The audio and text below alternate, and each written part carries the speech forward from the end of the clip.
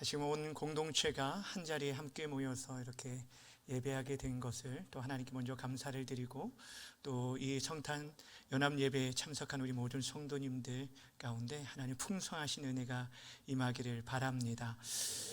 우리가 이렇게 한 자리에서 1부, 2부 연합해서 어린아이들과 함께 한 자리에서 예배한다는 것이 많은 기회가 있지는 않습니다. 그런데 이런 기회를 통해서 우리 모두가 그리스도 안에서 한 믿음의 가족 공동체임을 기억하면서 더욱 하나 되어서 우리에게 맡겨진 교회적인 사명을 더욱 힘있게 감당할 수 있는 우리 중앙교회가 되어주기를 바랍니다.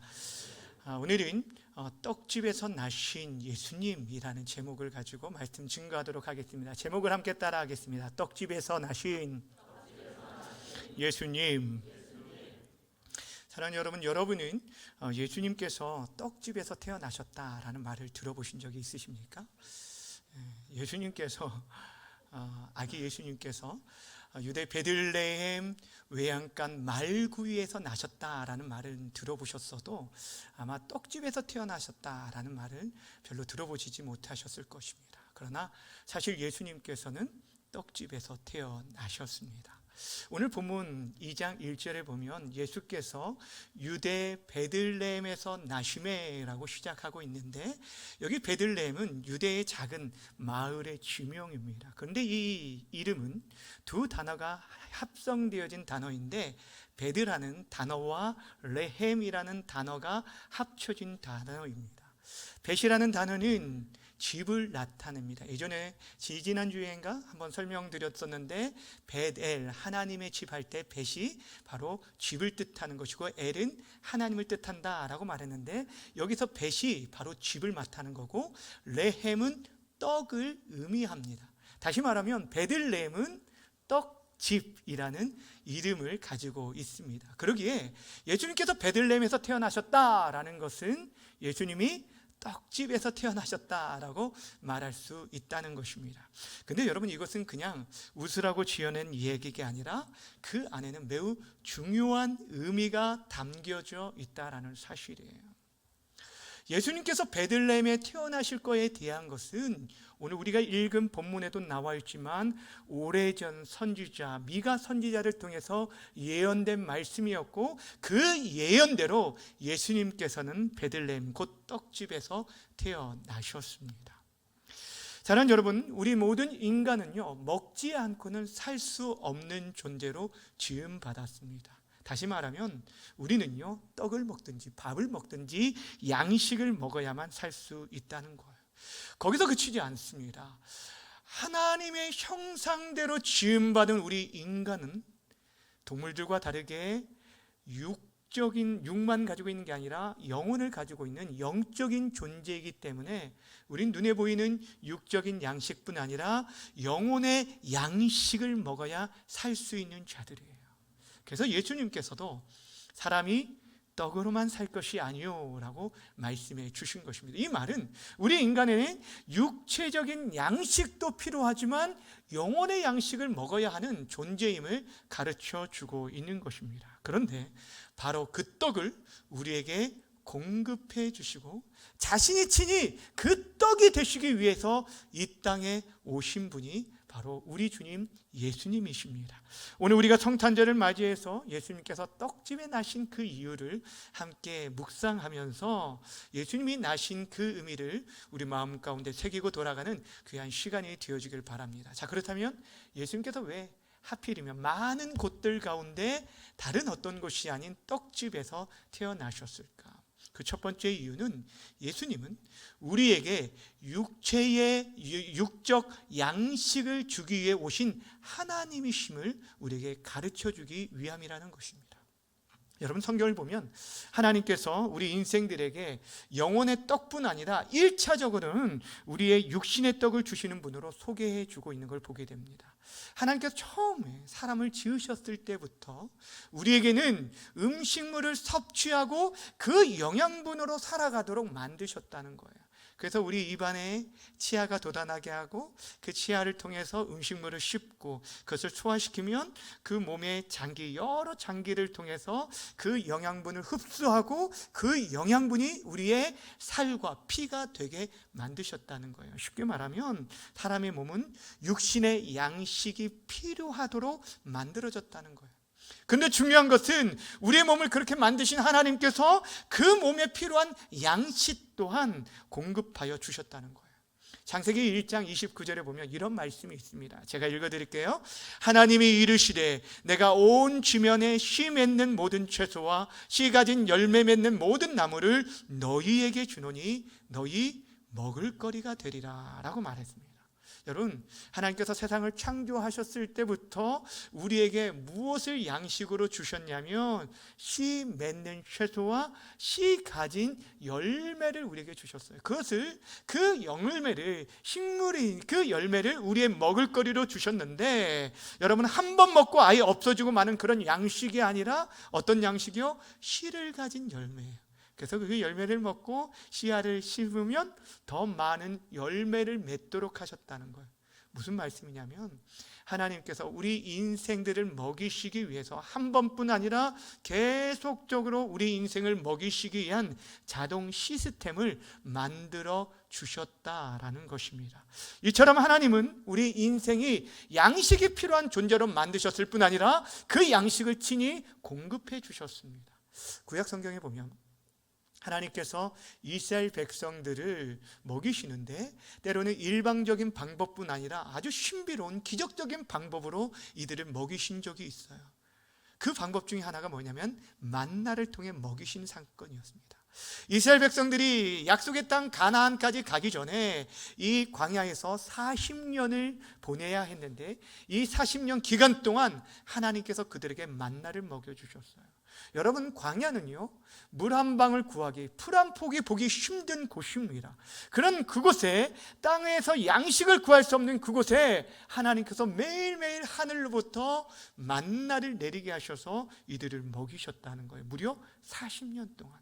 그래서 출애굽기 16장 35절은 이렇게 말합니다. 함께 읽겠습니다. 시작. 사람이 사는 땅에 이르기까지 이스라엘 자손이 40년 동안 만나를 먹였으니 곧 가나안 땅 접견에 이르기까지 그들이 만나를 먹었더라. 아멘. 여러분, 그거 아십니까? 이스라엘 백성이 40년 광야길을 걸어가는데 그들의 입은 옷이 헤어지지 않았고 발이 부르트지 않게 하나님께서 기적적으로 역사하셨는데, 그런데 사실 그 전능하신 하나님께서 우리가 먹지 않아도, 우리가 굶주리지 먹지 않아도 곤비하지 않도록, 쉼이 쇠하지 않도록 그렇게 하실 수 있음에도 불구하고 그렇게 하지 않으시고 우리에게 매일매일 양식을 먹여 주셨다는 것. 왜 그러셨을까요? 저는 참 이 하나님이 너무너무 감사하더라고요. 우리에게 먹는 기쁨을 주신 것이 얼마나 감사한지. 제가 이번 주에도 우리 양 목사님이랑 식사하면서 참 하나님이 우리에게 주신 기쁨 가운데 먹는 기쁨을 주신 게 얼마나 감사한지 모르겠다고 그런 얘기를 하면서 먹었어요. 왜 특별히 그런 얘기를 하냐면, 저희 지금까지 교역자분들이 꼭 하나씩은 못 드시는 게 있었어요. 뭐 선지를 못 드든지, 뭐 영양탕을 못 드시든지, 뭐 이렇게 해산물을 못 드시니. 근데 양 목사님은 다 드셔요. 너무너무 감사한 거예요. 그러니까 이렇게 메뉴를 고르는데 어려움이 없는데, 무슨 얘기를 하려고 하냐면 하나님께서 우리에게 먹는 기쁨을 주셨다라는 거예요. 근데 예수님께서도 이 땅에 오셔서 마찬가지였어요. 여러분, 예수님께서 수많은 기적들을 행하셨는데 그 기적의 내용들이 사복음서에 모두가 기록된 그 기적이 하나가 있어요. 무엇인지 아십니까? 오병이어 사건입니다. 베세다 광야에서 예수님의 말씀을 듣기 위해서 모인 수많은 사람들이 있었는데, 그들이 굶주림으로 인해서 배고파하는 그 모습을 보고 예수님께서 그들 그냥 돌려보내지 않으시고 그들에게 먹을 것을 주셨는데, 보리떡 5개와 물고기 2마리로 장정들만 5,000명이나 그들을 배불리 먹이셨다는 거예요.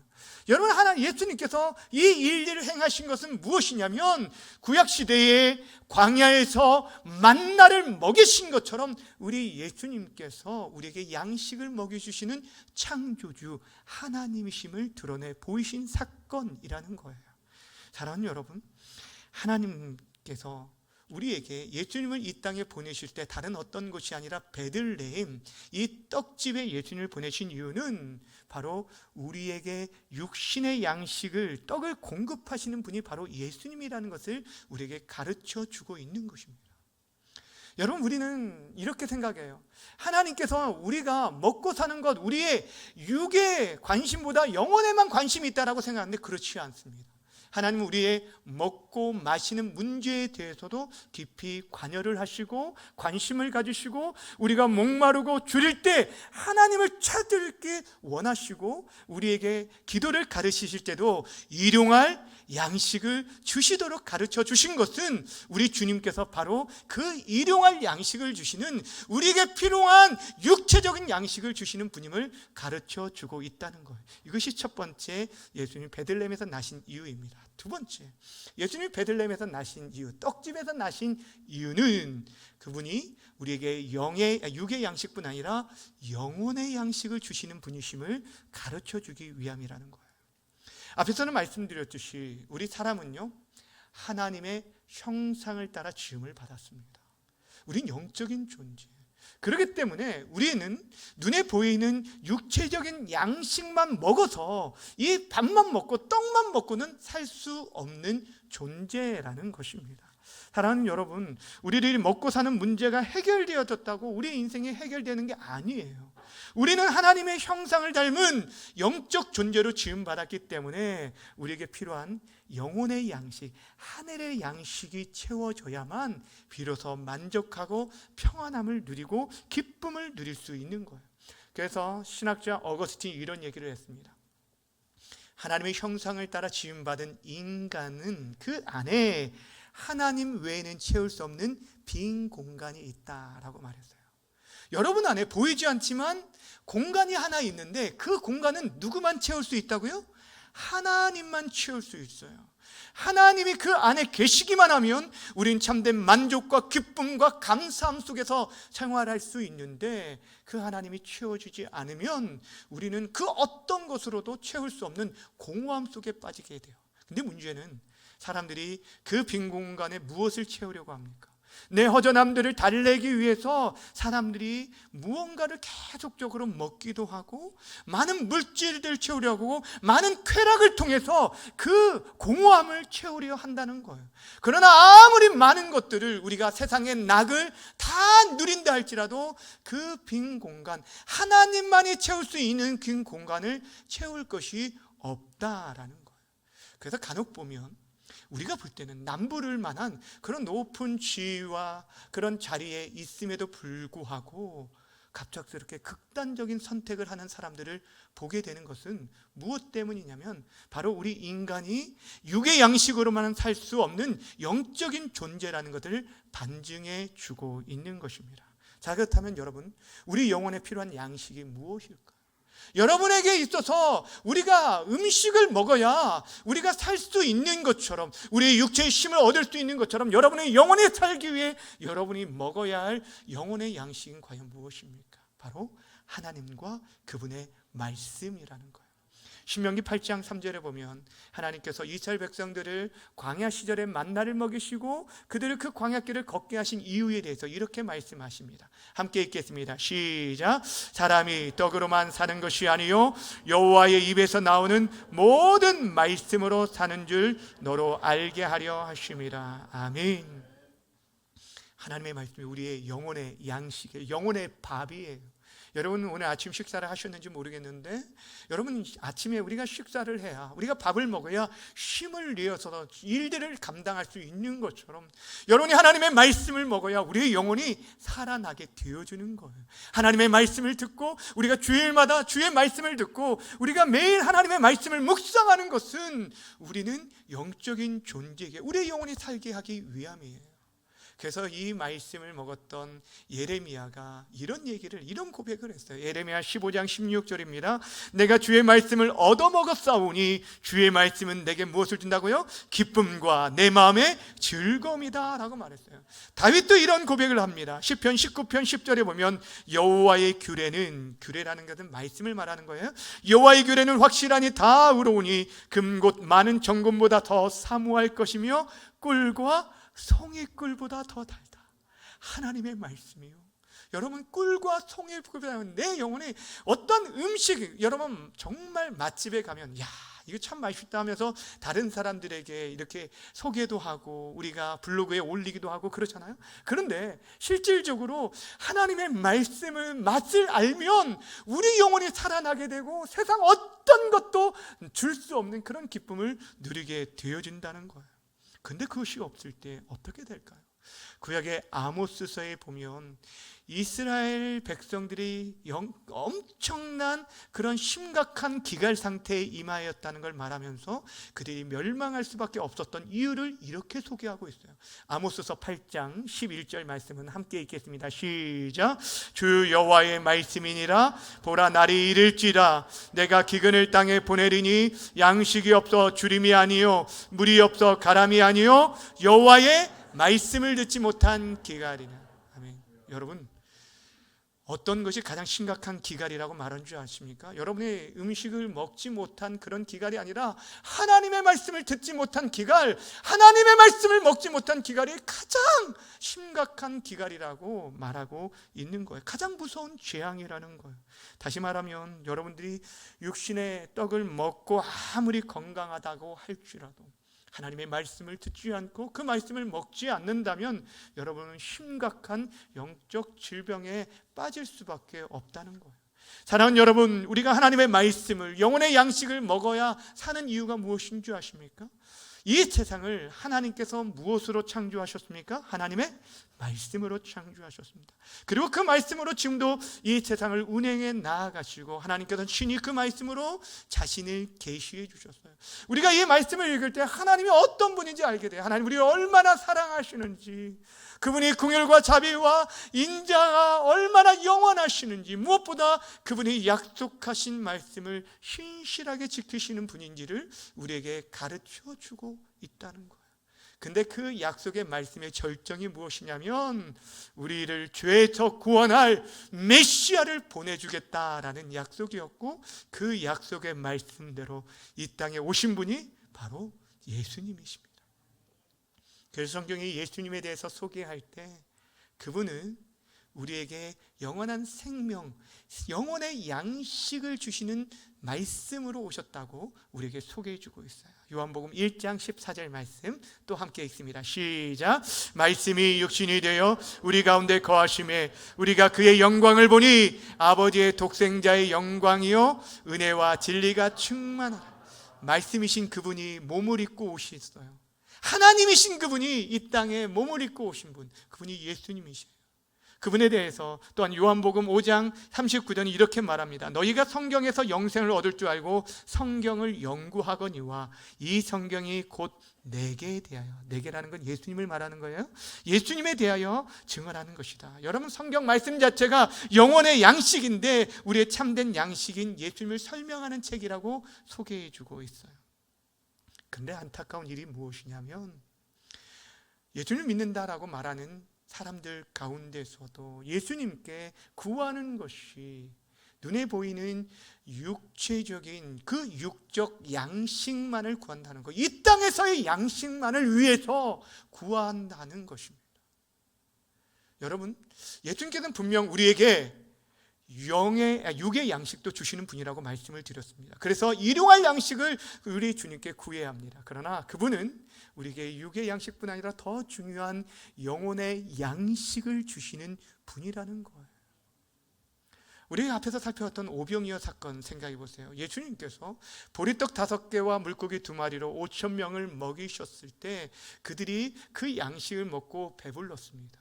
그때 그들이 예수님을 잡아서 자신들의 임금으로 삼으려 했어요. 왜냐하면 예수님만 있으면 자신들의 인생에 먹고 사는 문제가 해결될 것이다 라고 여겼기 때문이에요. 근데 그때 예수님께서 야, 너희들이 이제야 나를 알아보는구나 하면서 임금이 되신 것이 아니라 오히려 그 자리를 떠나고 홀로 기도하러 올라가셨어요. 왜 그러냐면 예수님께서는 우리의 육체의 양식만을 위해 오신 분이 아니라 우리의 영혼의 양식을 주시기 위해 오신 분이었기 때문이었어요. 그래서 자신을 따르는 자들 가운데 눈에 보이는 표적과 눈에 보이는 육의 양식만을 쫓는 그들을 향해서 예수님이 진짜 무엇을 위해 이 땅에 오셨는지를 이렇게 말씀해 주셨습니다. 요한복음 6장 35절 함께 읽습니다. 시작. 예수께서 이르시되 나는 생명의 떡이니 내게 오는 자는 결코 줄이지 아니할 터요 나를 믿는 자는 영원히 목마르지 아니하리라. 아멘. 예수님께서 친히 생명의 떡이요 영혼의 양식이라고 우리에게 말씀해 주셨습니다. 그렇게 사랑하는 여러분, 여러분이 하나님의 형상을 닮은 참된 인간으로 이 땅에서 강건하게 살아가길 원하신다면 여러분 육의 양식도 맛있게 잘 드시되 영혼의 양식 대신 예수님의 말씀과 하나님의 말씀을 더욱 가까이 하시고 그 말씀 듣기를 사모하시기를 바랍니다. 하나님의 말씀을 먹어야 우리가 살아날 수 있어요. 주의 말씀을 읽는 자와 듣는 자와 그 가운데 기록된 대로 지켜 행하는 자가 복이 있다라고 말씀하시는 것처럼 주의 사랑하는 성도님들, 정말 우리의 영혼의 양식되는 하나님의 말씀을 더욱 가까이 하심으로 인하여 참된 영혼의 만족을 누리며 살아갈 수 있기를 주님의 이름으로 축원합니다. 이것이 예수님이 베들레헴 떡집에서 태어나신 두 번째 이유입니다. 마지막으로 예수님이 떡집에서 나신 이유는 우리 예수님께서 우리에게 육신의 떡과 영혼의 떡뿐 아니라 영원히 살게 하는 생명, 영생의 떡을 주기 위해 이 땅에 오셨다는 것을 말씀해 주고 있습니다. 우리가 잘 알고 있는 중국의 진시황은 죽지 않고 오랫도록 살기 위해서 무엇을 구했었어요? 불로초를 구해서 먹었다는 얘기가 있지만 그러나 그는 결국에 죽고 말았습니다.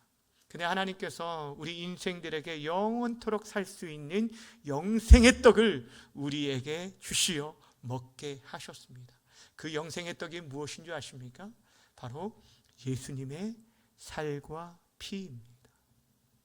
성경이 우리에게 그것을 말씀해 주고 있어요. 사실 오늘 여러분 예수님이 이 땅에 오신 그 생일, 어찌 보면 생일 축하잖아요. 예수님의 탄생을 축하하기 위해서 우리가 성탄 감사 예배로 이 자리에 모였지만 사실 예수님이 이 땅에 오신 것은 처음부터 십자가에 죽으시기 위해 이 땅에 오셨습니다. 그래서 예수님께서 자신의 오심에 대해서 직접 이런 얘기를 하셨어요. 마가복음 10장 45절 인자가 온 것은 섬김을 받으려 함이 아니라 도리어 섬기려 하고 자기 목숨을 많은 사람의 무엇로요? 대속물로 저들을 대신하여 죽음으로 말미암아 저들을 살리기 위해 이 땅에 오셨다라고 말씀해 주셨습니다. 그렇습니다. 예수님은 처음부터 우리를 구원하시기 위해 유월절 어린 양으로 이 땅에 오셨습니다. 여러분 유월절 이스라엘의 유월절 절기를 아십니까? 이스라엘의 최고의 명절은 유월절입니다. 우리에게 있어서는 해방이 광복절과 같은 건데 이스라엘 백성이 430년 동안 애굽에서 종로를 타고 있다가 그 애굽 땅에서 나오게 되어진 날을 기념한 때가 바로 이 유월절입니다. 근데 이들이 그 백성들이 독립투쟁을 해서 얻어낸 그런 해방이 아니었어요. 하나님의 놀라운 은혜를 통해서 얻게 되었는데 하나님께서 애굽 땅에 심판을 하시고자 그곳에 10가지 재앙을 내리셨습니다. 그 10가지 재앙 가운데 마지막 10번째 재앙이 장자 재앙으로 애굽에 있는 모든 사람들의 장자가 죽게 되는 그런 재앙이었습니다. 심판이었어요. 근데 그 심판 가운데 이스라엘 백성들을 그곳에서 살 길을, 그 가운데 피할 길을 하나 알려주셨는데 무엇이냐면 어린 양을 잡아서 그 피를 집 앞에 문 설주에 바르라 라고 말합니다. 그리고 그 고기를 잡아 먹을 것을 얘기하고, 그러면 죽음의 천사가 그 피가 있는 집은 넘어가고 그 피가 없는 집은 들어가서 그 모든 장자들을 죽게 하였습니다. 그 심판으로 인해서 애굽 사람들이 이스라엘 백성들을 나아가게 만들어서 해방되어진 거예요. 여러분, 그때에 죽음을 갈라놓은 그 결정한 것은 다른 것이 아니었어요. 그 피가 있느냐 없느냐였어요. 여러분, 그 밤에 이 애굽 땅 가운데 죽고 사는 그 문제, 이스라엘 백성들을 그 죽음 가운데 구원했던 그 피 흘린 유월절 어린 양이 누구를 상징합니까? 바로 이 땅에 오신 하나님의 아들 예수 그리스도를 상징하는 거예요. 그래서 세례 요한이 예수님을 볼 때 뭐라고 말합니까? 세상 죄를 지고 가는 하나님의 어린 양이다. 여러분, 예수님께서 십자가를 지신 때가 유월절 절기라는 절기였던 것은 그냥 우연이 아니에요. 이 유월절 절기 자신이 그 구약의 유월절 어린 양이심을 친히 보여준 사건이었다는 거예요.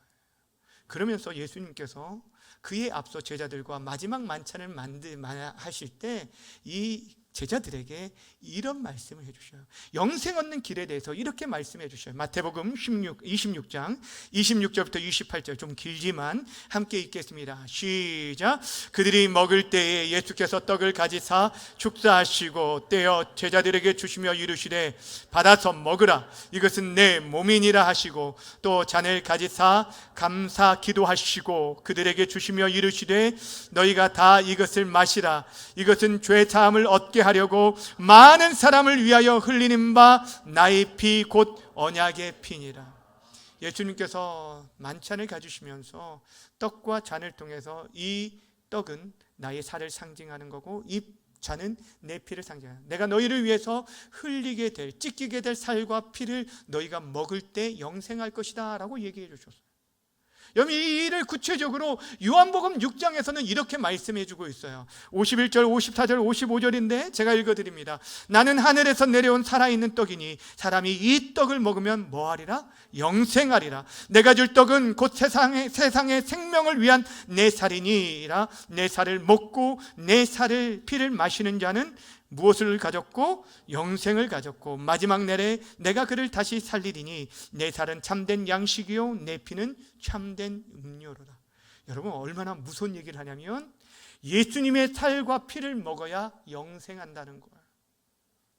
여러분, 옆에 있는 분한테 한번 얘기해 봅시다. 예수님의 살과 피를 먹읍시다. 예수님의 살과 피를 먹는 게 우리에게 영생이라고 말하고 있는데, 여러분, 이것을 먹어야 하면 죄사함을 받고 영생을 얻게 된다는 거예요. 이것이 영생의 양식이라는 거예요. 여러분, 예수님의 살과 피를 먹는다는 게 뭘까요? 여러분에게 그 양식, 음식을 여러분들이 먹고 그것을 여러분 안으로 받아들일 때, 여러분 몸으로 온전히 받아들일 때 그 음식물이 여러분에게 영양분이 되어져서 그것이 여러분에게 살과 피가 되어지는데, 예수님의 살과 피를 먹는다는 것은 그분이 우리를 위해 행하신 십자가의 사역을 믿는 것을 말하고 그 예수님을 우리의 마음 가운데 온전히 영접하는 것을 말하는 거예요. 음식을 먹는 것처럼 예수님을 온전히 나의 주인으로, 나의 왕으로 모셔 살 때 우리의 영혼이 살아나고 영원한 생명을 얻게 되어질 것을 성경은 말씀해 주고 있는 것입니다. 사랑하는 여러분, 이처럼 예수님께서 우리에게 영원한 생명의 양식으로 오셨기에 그분은 다른 곳이 아니라 베들레헴 떡집에서 나시게 된 것입니다. 사랑하는 여러분, 오늘 우리는 예수님께서 베들레헴 즉 떡집에서 태어나신 이유 세 가지를 함께 살펴봤어요. 첫째, 우리에게 육신의 떡인 일용할 양식을 공급하시는 분이 예수님이다. 두 번째, 우리들에게 영혼의 떡인 하나님의 말씀을 공급해 주시는 분이 바로 예수님입니다. 세 번째, 우리에게 죄사함과 영생의 떡을 주시기 위해서 자신을 오신 분이 바로 예수님이라는 것들을 가르쳐 주기 위해서 예수님께서 바로 떡집에서 태어나신 거예요. 그러니까 베들레헴에서 태어나신 것은 우연이 아니라 하나님의 계획 가운데 이런 놀라운 영적 의미를 담고 있다는 것입니다. 그렇다면 예수님께서 우리에게 가르쳐 주신 기도 또한 세 가지 의미를 가지고 있어요. 오늘 우리에게 일용할 양식을 주옵소서라고 우리가 주기도문을 하잖아요. 함께 따라해 볼까요? 오늘날 우리에게 일용할 양식을 주옵소서. 여러분이 이 기도를 여러분이 매일매일 하셔야 돼요. 우리에게 일용할 양식이 필요한 자들입니다. 매일매일 양식이 필요한데 하나님 우리에게 오늘 하루 살아갈 수 있는 육체적인 양식을 주십시오. 육적 양식을 채워주십시오. 이 육적 양식으로 가슴 치고 애통하는 일이 없도록 하나님 우리의 인생 가운데 은혜를 주시도록 기도하시길 바랍니다. 여러분 많은 욕심 부릴 거 없어요. 그거 다 쌓아놓아서 무엇 하겠습니까? 여러분 정말 우리에게 하루하루 먹을 것이 있다면 그것 또한 큰 은혜요 감사입니다. 두 번째 우리가 기도해야 할 건 하나님 우리에게 영혼의 양식인 말씀을 날마다 들려주십시오 라고 기도해야 돼요. 그리고 그 말씀에 깨닫고 순종할 수 있게 해달라고. 여러분 하나님 말씀 매일 들으시길 바랍니다. 읽으시길 바랍니다. 그 말씀을 가까이 하시길 바랍니다. 그럴 때 여러분의 영혼이 살아나는 역사가 나타나게 되어질 것입니다. 무엇보다 여러분 매일 기도할 때마다 우리의 영생의 양식인 주님의 살과 피를 먹게 해달라고 기도해야 돼요. 예수님의 살과 피, 그분을 내 중심 가운데 온전히 믿고 그분을 섬기며 살게 해 주옵소서. 오늘도 내가 주인이 아니라 예수님이 내 인생의 주와 왕되심을 믿고 선포하며 살아가는 인생, 그 인생 하나님께서 책임져 주실 것입니다. 주의 사랑하는 성도 여러분, 예수님은 우리의 영원한 생명을 주시기 위해 이 땅에 오셨습니다. 자신을 우리에게 양식으로 주시기 위해 이 땅에 오셨습니다. 바라기는 이 자리에서 예배하는 우리 모든 성도님들 가운데 한 사람도 빠짐없이 이 영과 육과 또 우리의 영생의 양식이 우리 주님으로부터 받아 누리고 먹고 마시고 그 풍족함을 누리시되 올 한 해도 그 양식으로 살아오셨듯이 내년 한 해는 더욱더 하나님 말씀을 가까이 하시고 우리의 진정한 영생의 양식 대신 예수님과 함께하며 그분 한 분만으로 만족하며 그분과 동행하는 믿음의 삶을 살아가는 우리 모든 성도님들 다 되어주시기를 주님의 이름으로 간절히 축원합니다. 아멘. 우리 함께 이 시간 잠깐 기도하며 나아갔으면 좋겠습니다. 이 시간 기도할 때 우리 참된 양식을 주시기 위해 오신 예수님께 감사하면서 때를 따라 우리에게 일용할 양식을 주시도록 우리 앞에서 말했던 이 세 가지 기도 제목을 가지고 다시 한번 기도하며 나아갔으면 좋겠다. 하나님, 우리에게 일용할 양식, 육신의 양식을 공급해 주십시오. 영혼의 양식인 하나님의 말씀을 우리에게 공급해 주시고 들려지게 하시고 또 깨닫게 하여 주시고 순종하게 해 주십시오. 또 음식을 먹듯이 예수님을 내 영혼에 깊이 모시고 예수님을 믿고 섬기며 살아갈 수 있도록 도와달라고. 성탄의 의미를 알지 못하는 그런 우리 가족들에게 생명의 양식 대신 예수님을 믿을 수 있는 은혜를 허락해 달라고 이 시간 우리 주여 한번 부르고 말씀을 기억하며 기도하겠습니다.